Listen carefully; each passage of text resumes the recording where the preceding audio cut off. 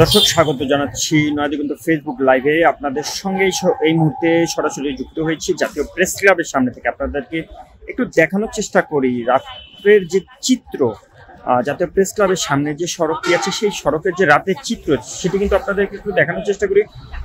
সারাদিনে আন্দোলনরত যে বিভিন্ন সংগঠন এবং বিভিন্ন দাবি আদায়ে যে আন্দোলনগুলো মূলত প্রেস ক্লাবের সামনে হয়ে থাকে, তারাই কিন্তু মূলত এই মুহূর্তে দেখতে পাচ্ছি জাতীয় প্রেস ক্লাবের সামনে মশারি টাঙিয়ে বিশ্রাম নেওয়ার চেষ্টা করছেন এবং রাত্রি যাপন করছেন। দর্শক, আপনাদের সঙ্গে এই মুহূর্তে যুক্ত হয়েছি জাতীয় প্রেস ক্লাবের সামনে থেকে। আপনারা অবগত আছেন বেশ কিছুদিন যাবৎ কিন্তু রাজধানী জুড়ে বিভিন্ন দাবি আদায়ে বিভিন্ন সংগঠনগুলো কিন্তু একের পর একাধিক যে আন্দোলন, অবস্থান কর্মসূচি, মানববন্ধন এবং সমাবেশগুলো করে থাকে, তারা মূলত রাত্রির যে সময়গুলো রয়েছে সেই সময়গুলোতে কিন্তু এই প্রেস ক্লাবের সামনেই রাত্রি যাপন করে থাকেন।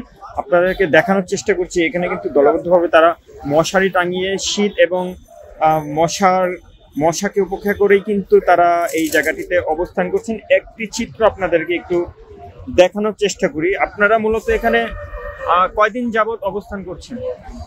আসসালামু আলাইকুম। আমরা আজকে এখানে 37 দিন ধরে অবস্থান করছি। 37 দিন। কি সমস্যা হচ্ছে এখানে?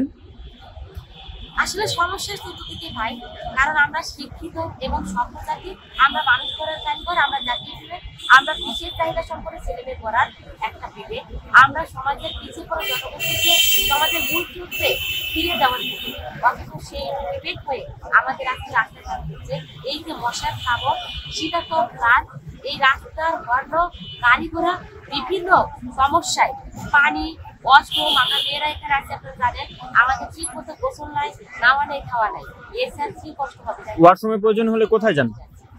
ওয়াশরুমের প্রয়োজন হলে কোথায় যান? ওয়াশরুমে আহত আমাদের খুব কঠিন অবস্থা আছে, এখানে বিভিন্ন রেস্টুরেন্ট আছে, হাসপাতাল আছে, আমরা যাই শুধু লজ্জার সাথে করতে হয়, তারা আমাদের ঢুকতেও দিতে চায় না, কারণ শহরের জায়গাটা অত্যন্ত কঠিন, সেই অসুবিধা আমাদের কাপড় করতে চাচ্ছি না। কিন্তু আজকে আমাদের সেই কঠিন জায়গা থেকে অনেক কষ্ট আপনাদের পরিবারের উপর কি প্রভাব পড়েছে? এগুলোর ফলে কি প্রভাব পড়ছে? আমরা জীবনের ধরে পরিবার ছাড়া আদৌ একটা মানুষ করতেছে রাস্তায় দাঁড়িয়ে আছে, আমাদের ছেলে মেয়ে বাবা মা বিভিন্ন সমস্যায় তাদের একটাই কথা, এভাবে রাস্তায় থেকে আর কত এভাবে দিন চলে না, এভাবে জীবন যায় না। আমাদের যারা আমাদের বাচ্চারা যারা আছে, আমাদের মা বাবা যাদের আছে, সবাই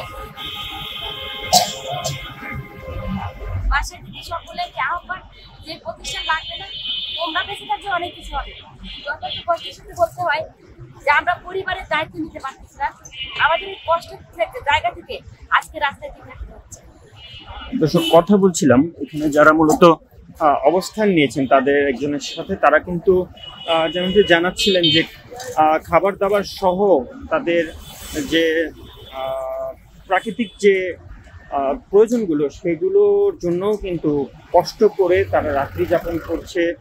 আমি মূলত আপনাদেরকে জাতীয় প্রেস ক্লাবের ঠিক মূল ফটক থেকে শুরু করে যদি আমরা পুরো রাস্তাটি জুড়েই কিন্তু মূলত তাদের অবস্থান আমরা দেখানোর চেষ্টা করছি আপনাদেরকে। এখানেও কিন্তু 3 বছর ব্যাকডেট চাই এরকম একটি অমরণ অনুষ্ঠানে কয়েকজন অবস্থান করছে এবং এখানে স্যালাইন ঝুলন্ত অবস্থায় রয়েছে। তার মানে বোঝা যাচ্ছে যে কয়েকজন অসুস্থ হয়ে কিন্তু এখানে অবস্থান করছেন এবং এখানে আমরা দেখতে পাচ্ছি তেরপাল টাঙিয়ে অনেকে আসলে রাত্রি যাপনের যে প্রস্তুতি এটা অনেকেই সেরে ফেলেছেন এবং এই জায়গাটিতে অনেকে ঘুমিয়ে গিয়েছেন।